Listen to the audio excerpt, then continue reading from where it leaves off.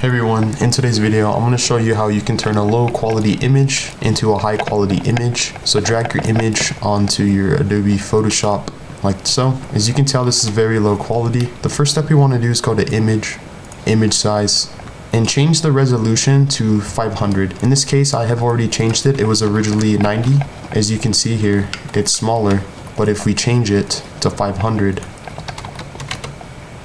the image becomes bigger, so you have to scroll out. Click on your image, go to filter, go to blur, Gaussian blur, and make this 10 pixels. Now you're probably wondering, why do you want the image blurred if it's already low quality? Well, the next thing you want to go is down under here, click curves.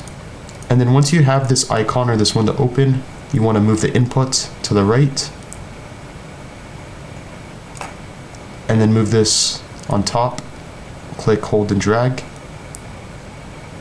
Like so. Now you can adjust with this and see which one works better for you, more or less, give or take. And then the last step you want to do is go to your image, Control J, and then go under filter, other, high pass. In this case it's 6 pixels. You want to click OK.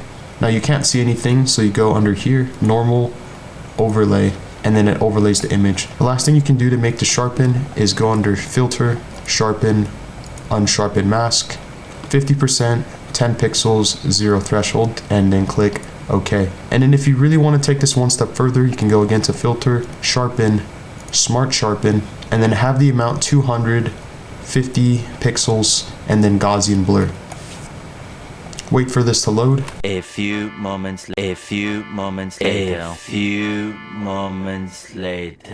And there you have it. This is how you can make a low quality image into a high quality image in Adobe Photoshop. Subscribe to the channel for more content like this, and I'll catch you in the next one. Peace.